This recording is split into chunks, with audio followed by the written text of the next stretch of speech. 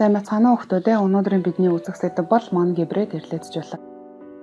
Багш нь Мон Гибрид эрлэцжүүлгийг ярих юм нь Мендлийн 1-р хуулийг танилцуулъя. Григорийн Мендл буюу генетикийн шинжилгээ ухааныг үндэслэгч эрдэмтэн нь ихэвчлэн вандууны овг ургамлуудаар туршилт судалгаа хийдэг байсан бөгөөд тэрээр хамгийн анхны туршилтаараа шар өнгийн үртэй вандууг ногоон өнгийн үртэй вандуутай эвцэлдүүлж үзжээ. Тэгэхэд 1-р үед гарсан бүх удмууд нь шар үртэй байсан түүний сонирхлыг ихэд татжээ. Яагаад ногоон үртэй вандуу төрсөнгүү вэ? Ногоон үртэй вандууны шинж хайчваа гэдэг нь ихэд сонирхлыг нь татсан бөгөөд үүнээс хойш судалгаагаа илүү үнцгэрүүлэн хийх болжээ. Мендлийн үед генетикийн бичиглэл хараах үүсээгүй байсан генотип гэж гараагүй байсан учраас зөвхөн шинж чанар дээр анализын математик тооцоол хийж дүрмнэл гаргадаг байжээ. Генетик бичиглэл хийхдээ пи үсгээр эцэгхийг тэмдэглэн уг тэмдэглэгээр эм биеийг тэмдэглэх ба түүний хажууд генотипийг бичдэг. X хэлбэрийн хэрэгсээр эвцэлдүүлэг илэрхийлжүүлгийг илэрхийлдэг бөгөөд уг тэмдгээр биеийг тэмдэглэж хажууд нь генотипийг бичдэг.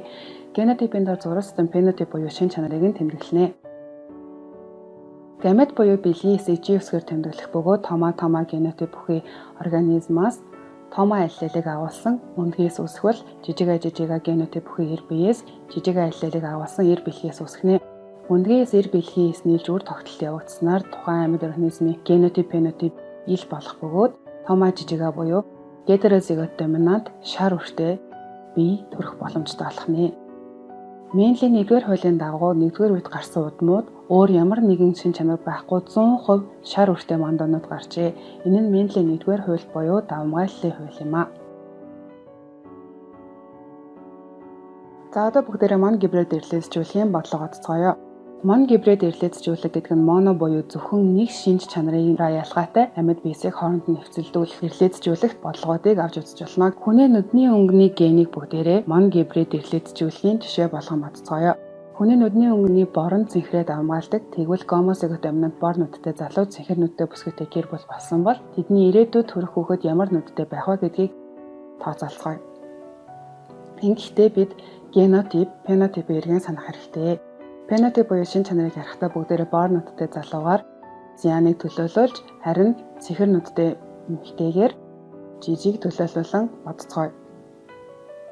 Мэдээж бид шинж чанараа мэдсэнтэйгээ адилхан генотип буюу генээ мэдэх хэрэгтэй. Доминант ген, рецессив ген. Доминант буюу домгайлагч генийг латин том үсгээр, рецессив буюу нүүгдмэл генийг латин жижиг үсгээр тэмдэглэгээ. Доминант ген тома жижига гэсэн хоёр хоршил байж болох бөгөөд үүнийг нь гомозигот доминант, гетерозигот доминант гэж ялгаж үздэг.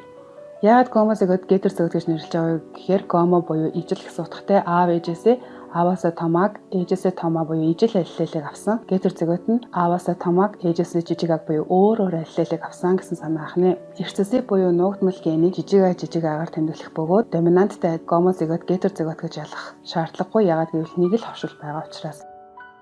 Бидний авсан жишээн дээр бол хүний нүдний өнгө гэсэн нэг гений хоёр хувилбар буюу нэг бол бор нүдтэй болно, нэг бол цэнхэр нүдтэй байж болно гэдэг нь гений хоёр хувилбар. Тэгээд бор нүдээ томаагаар цэнхрээ жижигаар тэмдэглэж байгаа. Яагаад бор нүдний өнгийг доминант гэж үзэж байна вэ гэвэл гетерозигот доминант үед бор нүднийг цэнхэр нүднийг хоёулаа байгаа хэрнээ цэнхэр нь илэрхгүй бор нь илэрч байна. Тийм учраас бор нь давмгайлагч ген, цэнхэр нь нуугдмал ген гэж таниад тэгэхээр тома жижигаан хоорондоо аллел генүүд нэмэлтээр өсний өнгийг бид нэр орууллаа гэж бодоод түүнийг бие үсгээр тэмдэглэсэн бол өсний өнгөний том бэ жижиг бэ генүүд хоорондоо аллел харин А Б генүүд хоорондоо аллел биш генүүд ахна. Яагаад гэвэл хоёр өөр гений хувилбарууд учраас. За ингээд бүгдээрээ бодлогоо бодцгоё. Бодолдоо хийхдээ генетик бичиглийн дагуу бичих бөгөөд жижига буюу рецессив цэнхэр нүдтэй тома буюу гомозигот доминант бор нүдтэй гарах гамет нь жижига генотиптэй биес жижига аллелыг агуулсан тома генотиптэй биес тома аллелыг агуулсан бэлгийн эсүүд үүсч үр тогтсноор 1-р уюуд мань тома жижига буюу гетерозигот доминант гарах нэ. Тэгэхээр гетерозигот доминант бор нүдтэй хүүхэд төрөх магадлал 100% буюу тэдний дундаас ийм хөөрхөн бор нүдтэй хүүхэд төрөх байжээ. Ингээд бүгдээрээ Мендлийн 2-р хуулийг үзэж судалцгаая. Мендлийн хувьд багшийн өмнө хэлсэнчлэн шар үртэй вандууг ногоон үртэй вандуутай эрлэцжүүлэхэд ногоон үрийн шинж тэмдэг огт байхгүй болсон буюу 100% шар үртэй вандуу гарсан Мендлийг ихэд гайхшруулжээ. Тэгээд 1-р үед гарсан гетерозигот биеүүдийг хооронд нь эвцэлдүүлж туршуулсан байна. Ингэхдээ гетерозигот доминант шар үртэй эр вандууг гетерозигот доминант шар үртэй им ондын тоос үртэйснээр судалгааны ажлаа үргэлжлүүлсэн байдаг. Гетерозигот биеэс гамет гарахдаа нэг бол томоо аяллалыг агуулсан бэлгээс эсвэл жижигхэн аяллалыг агуулсан бэлгээс үүсдэг. Бид 1-р үеийн удмуудыг олохдоо бүх боломжит хувилбаруудыг тооцож үзнэ. Хэрвээ томоо аяллалтай нийлвэл, өөрөөр хэлэх юм бол томоо аяллалыг агуулсан 90 бэлгээсүүд нийлвэл томоо гомозигот, томоо жижига нийлвэл гетерозигот доминант, жижига томоо нийлвэл жижига томоо гэж хэзээж бичдэггүй, томоо жижига гэж бичдэг. Яагаад гэвэл доминант генийг нь өмнө нь бичдэг учраас жижига генүүд хоорондоо нийлсэн бол эрчсэлийг бий төрхнэ. За одоо л яг ментлийн санаа амарч байгаа. Яагаад тэгэхээр ногоон үрийн өнгөний ген огт алга болоогүй. Ментлийн үеийнхээ тайлбарлал ногоон өнгөтэй үрт ургамал огт устж өгөө болоогүй. Зүгээр үрийн шар өнгө нь ногооныгоо давмгаалт юм байна гэдэг дүгнэлтийг нь хийсэн. Нийт гарсан 2-р үеийн удмуудын шинж тэмдэгт анализ хийж үзвэл 25 дээр нэмдэг 50 буюу 75% шар, 25% ногоон гарчээ. Энэ нь ментлийн 2-р хууль буюу шинж тэмдгийн саллтын хууль. Генотипийн салалт 1-2-1, фенотипийн салалт 3-1. Шинж тэмдгийн салалт гэж нэрлэснээс харвал за одоо бүгдээрээ жишээ бодлого бодцгоё.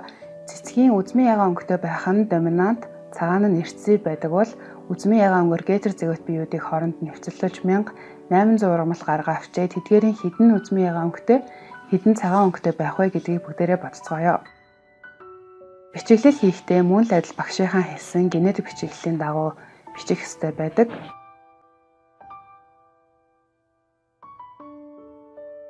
Гетерозигот биеуд бүгд үзмийн ягаан өнгөтэй.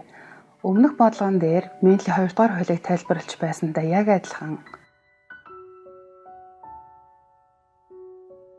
Мөн л адилхан F1 буюу 1-р үеийн удамд гарч болох бүх л хоршлуудыг боломжуудыг тооцож үзэх бөгөөд томоо байвал гомозигот доминант, томоо жижига байвал гетерозигот доминант, жижига томоо байсан ч гетерозигот доминант, жижига байвал рецессив. За ингээд бүгдээрээ генотипээс нь фенотипийг хөвгөл 3 үзмийн ягаан дүүний харьцан 1 цагаан гэж гарч байна. F1 удмуудын генотипийг болон фенотипийг ажиглавал томоо жижига бүгд үзмийн ягаан өнгөтэй, жижига цагаан өнгөтэй. Генотипийн салалт 1-2-1, фенотипийн салалт 3-1 буюу ментлийн хуулийн дагуу байна. Нийт гарсан байд галуудын 75% нь үзмийн ягаан өнгөтэй, 25% нь цагаан өнгөтэй. Тэгвэл нийт үр удмыг 1800 100% гэж үзвэл 75% нь хідвэгээд бүгдээрээ үзмийн ягаан өнгөтэй цэцэгт ургамлын тоог олцгоё. 1350 нийт ургамлаас 1350-ыг хаснаар 450 буюу цагаан өнгөн цэцэгтэй ургамлын тоо гарлаа. Тэгэд хариугаа харвал цагаан өнгөтэй цэцгийн тоо 450, үзмийн ягаан өнгөтэй цэцгийн тоо 1350 гарлаа. Бодлого бичиглэлийг ингэж хийвэл илүү хэмэгцэгцтэй байдаг. Бичиглэлийн оронд олох нь гэж бичиж болно. Дараах бодлогуудыг та нар маань гэртээ бие даан бодоорой. Хичээлийг минь дуустал үзсэнд баярлалаа. Баяртай.